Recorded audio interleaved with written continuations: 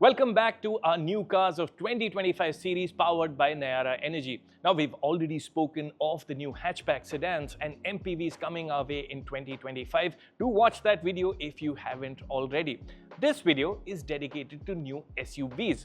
But a disclaimer first, the list was really long, so in this very video we'll talk of petrol and diesel SUVs coming our way. Electric SUVs will get a dedicated video that drops soon. But before we go any further, do ensure you're subscribed to the Autocar India channel and have hit that bell icon to be notified every time we have a new video up. Our list starts with the fire-breathing Audi RS Q8 that comes our way in uprated performance avatar. The super SUV continues with a 4-litre twin-turbo V8 petrol engine, but power has been upped by 40 horsepower to 640 horsepower.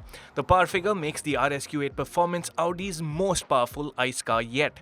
The RS Q8 Performance shaves 0.2 seconds off the original 0 to 100 kph time of 3.8 seconds, while the 250 kph speed limiter has been removed, now enabling a 306 kph top speed. The added performance will be accompanied by a more wholesome sound thanks to a redone exhaust.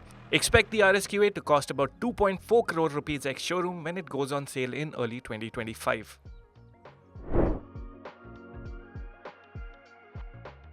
BMW's most important launch for 2025 will be the 4th Gen X3.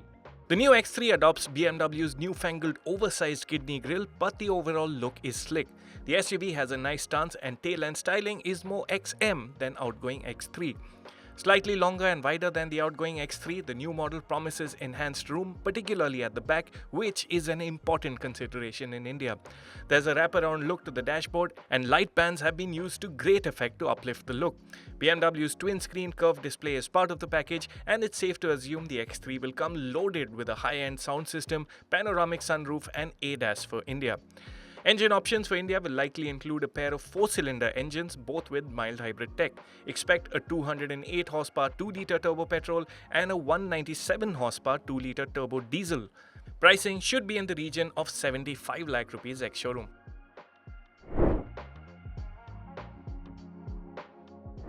Endeavour fans, this is the news you've been waiting for. Ford is looking to resume production in India for export markets, alongside which there'll also be some activity for our market, and that will be the CKD assembly of the new Endeavour, or Everest as the model will be called.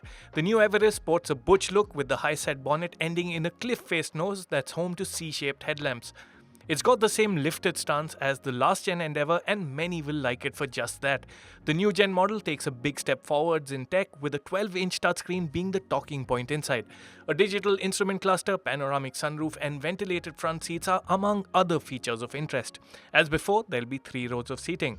The Everest is expected to be offered with Ford's 2-litre turbo diesel engine in 206 horsepower twin turbo guise. A fully loaded 4x4 version is likely to be the sole variant on offer. Pricing should be upwards of 55 lakh rupees, which is in the same ballpark as the Toyota Fortuner. The Everest will only come by the end of 2025. Hyundai is readying the next generation Venue, and the compact SUV is going to go big on features. The next-gen Venue, known internally by its code name QU2i, will retain the upright and boxy stance of the current model, though the styling treatment will be in line with next-gen Hyundai SUVs. Test vehicles have been spied with ADAS modules, and it's expected that Hyundai will go all out with the feature set to win buyers over. 10.25-inch screens and a panoramic sunroof are some of the other goodies expected on the new Venue. The current lot of 1.2-litre petrol, 1-litre turbo petrol and 1.5-litre turbo diesel engines will likely make it onto the next-gen Venue. Production of the new model will commence in the second half of 2025 at Hyundai's new Talegaon, Maharashtra plant, and it should go on sale by the end of the year. Kia's Syros might measure just under 4 meters in length, but it's a compact SUV like no other. While the styling is unconventional thanks to a clamshell bonnet, low-set headlamps and squared-out tail, the Syros' tall boy shape translates to an immensely roomy cabin. Rear seat space is a highlight and there's more room than the larger Seltos too. Further, features like rear seat backrest recline and rear seat ventilation make it a vehicle of interest for family buyers and chauffeur-driven buyers alike. There's an airy vibe up front too, and true to tradition, Kia has gone the distance with features. There's digital dials, a large touchscreen, a panoramic sunroof, ventilated seats, electric parking brake, 360-degree camera, standard fit 6 airbags and ADAS. Engine choices include a 120 horsepower 1-litre turbo petrol and a 115 horsepower 1.5-litre turbo diesel engine with manual and automatic gearbox options. Bookings for the Syros start in Jan and deliveries are set to commence in February. Maruti's ever-expanding SUV lineup will include a new 3-row model in 2025. The 3-row SUV, codenamed Y17, will be based on Suzuki's Global C platform that also underpins the Grand Vitara. However, the new model won't merely be a 3-row Grand Vitara and will be longer in its wheelbase and overall length. Spy pics suggest a different styling treatment too to maintain a clear distinction between the two products, similar to what Hyundai has managed with the Creta and Alcazar. There will be common elements inside, but again, spy pics show a larger touchscreen inside the new SUV. Buyers will have the choice of petrol and strong hybrid petrol powertrain options.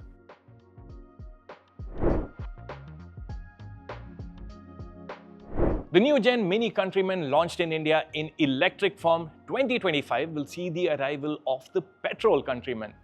There won't be too much to differentiate the petrol from its EV counterpart outside or inside. In a nutshell, styling is a more angular interpretation of the classic Mini look, while the dash is all about minimalism with a still round screen at the center, playing dials and also the infotainment touchscreen. The petrol should be better than the EV on rear seat comfort though, thanks to a more relaxed seating position. Remember, there's no battery pack under the floor here. We expect the Mini Countryman to be offered with the 218 horsepower 2-litre turbo petrol engine with standard fit all-wheel drive.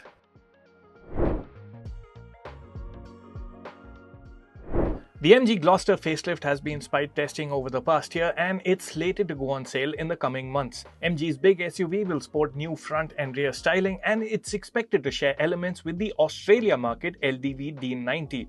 There'll be a larger, more imposing grille up front that'll come flanked by a new split headlamp arrangement with slim LED DRLs on top and the main headlights lower down on the bumper.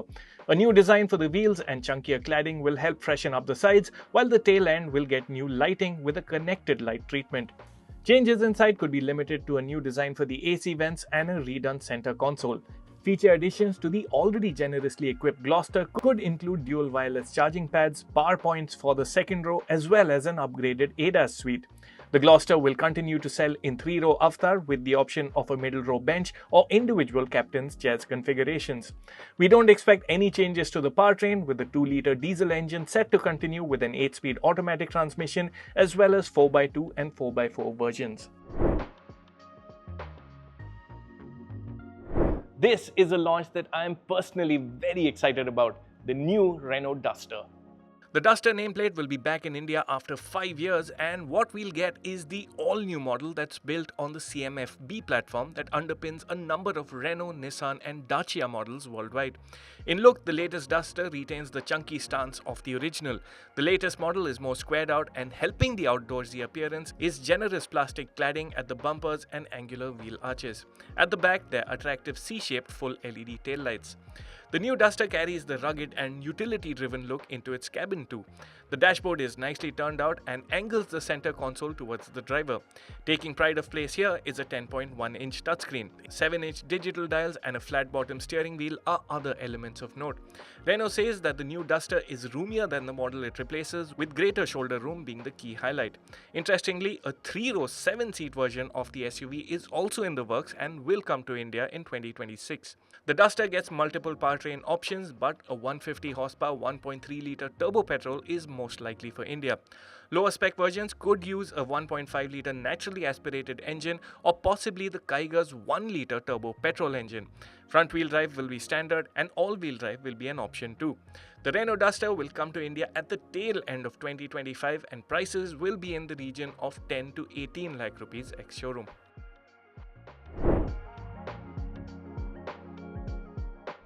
The Renault Kiger is set for a facelift and it won't be just a nip and tuck job. Renault's compact SUV will see major updates outside and inside. The exterior design will sport significant changes with a redone front end expected to be part of the makeover. The interior is likely to see upgrades of its own, particularly to the feature list with inclusions similar to what we saw on its cousin from Nissan, the updated Magnite. However, the 72 horsepower petrol and 100 horsepower turbo petrol engine options with their respective manual and automatic gearboxes will continue unchanged.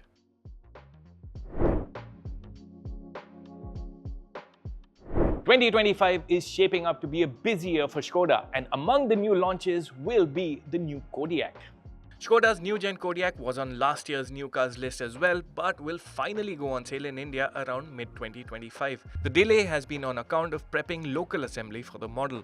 In look, there's a clear link to the outgoing model up front, but you'll also find softer lines at the sides, a seamless glasshouse and a longer rear overhang embellished by a contrast D-pillar. The new Kodiaq is new age Skoda on the inside with the dashboard dominated by a 13-inch touchscreen.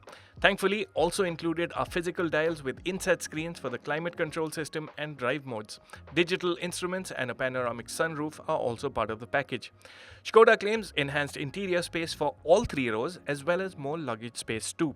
The Kodiaq for India will get a 2-litre TSI turbo petrol engine and standard fit all-wheel drive. The Kodiaq will likely start at about 40 lakh rupees ex-showroom. From Skoda's largest SUV, let's shift focus to its smallest SUV, Kylaq, that comes very soon. The stylish Kylaq offers all that we like about the Kushaq in a slightly smaller package. A drive in a pre-production model suggested as much. The Kylaq's 1-litre turbo petrol engine feels peppy and you can have fun with both 6-speed manual and 6-speed torque converter auto gearboxes. Crisp handling adds to the experience, making the Kylaq the compact SUV of choice for keen drivers. Ride comfort is well sorted too. While much is shared with the Kushaq inside, the wheelbase reduction hasn't necessarily compromised space. There's good enough space for 4 occupants and the large boot is a big plus. The Kylaq's feature set is competitive too, though some new age frills like a panoramic sunroof are missed. Prices that range between 7.89 and 14.4 lakh rupees ex-showroom are at par with rivals, and Skoda is also promising a reasonable cost of ownership. We'll be driving the final production version of the Kylaq in the coming weeks, so stay tuned for a full-blown review. Skoda will end 2025 with the launch of the updated Kushaq. Expected to arrive late next year, the Kushaq facelift will sport a comprehensive design update that will bring it in line with the new Kodiaq and help distance the mid-sized SUV from the recently introduced Kylaq compact SUV. New headlights and tail lights with a connecting light bar are expected, along with new alloys and reprofiled front and rear bumpers. The interior is also expected to see a major update, and the features list will expand to include an ADAS suite. What's not confirmed as yet is if the update will launch with a new 8-speed torque converter automatic gearbox that will come on the 1-litre TSI turbo petrol engine. The Tata Punch has been among India's best-selling cars in 2024. The upcoming refresh should ensure things stay that way in 2025 and beyond. The updated Punch will borrow many styling elements from the Punch EV, though the incorporation of a grille will be a point of visual distinction. A larger 10.25-inch touchscreen, new instruments, new steering, and a revised center console are changes expected on the inside. The 1.2-litre 3-cylinder engine will not see any revisions and will continue to be offered with manual and AMT gearboxes, and the CNG option will continue too. Petrol versions of the Tata Harrier and Safari have been a long time coming and will finally go on sale in 2025. The SUVs will debut Tata's new 1.5-litre direct injection turbo petrol unit. Tata had revealed figures of 170 horsepower and 280 Newton meters for the engine at its reveal at Auto Expo 2023. The engine will be offered with 6-speed manual and dual-clutch automatic gearboxes on both SUVs. Expect the petrol versions to be priced at par with their diesel counterparts. Petrol engine aside, the Harrier lineup will also expand with an EV derivative in 2025, which we'll cover in more detail in our next video on electric SUVs.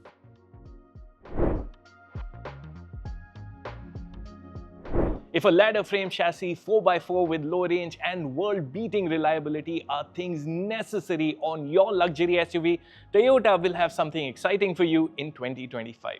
The Land Cruiser 250 or Land Cruiser Prado as it will be known in India is a reimagination of the classic Land Cruiser formula.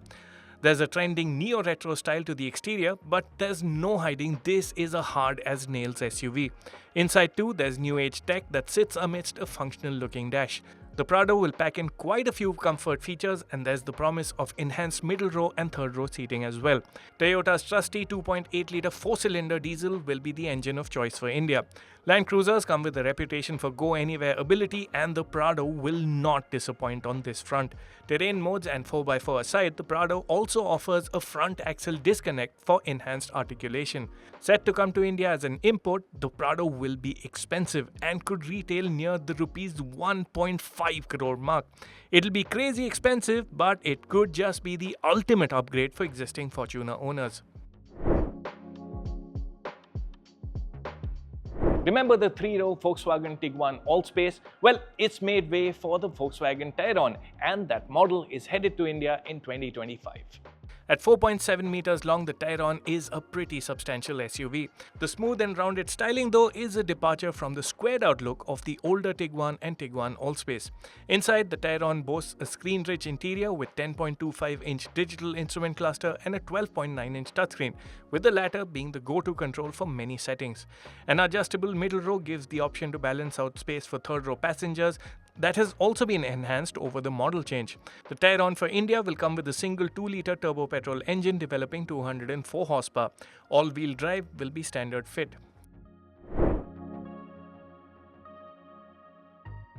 The new Volkswagen Tiguan is also on its way to India, but in a very spicy avatar. While the 7-seat Tayron will be the practical choice, the 5-seat Tiguan will be targeted at owner drivers. That's because Volkswagen is mulling the Tiguan R line for India. The R line gets sportier details outside and in, and buzz is that the version for India will have the go to match the show. The performance will come courtesy a 265 horsepower 2-litre turbo petrol engine. Of course, it won't come cheap. New SUVs aside, Volkswagen will also jazz up the Taigun towards the end of 2025. Like the Kushaq, the Taigun will be updated towards the end of 2025. Styling tweaks will be subtle, but there could be more by way of features, including ADAS. Also, the 1.0 TSI's 6-speed automatic transmission will make way for an 8-speed automatic unit in due time. So that's a quick wrap of all the petrol and diesel SUVs coming our way. Stay tuned for our next video on all the new electric SUVs that will launch in 2025.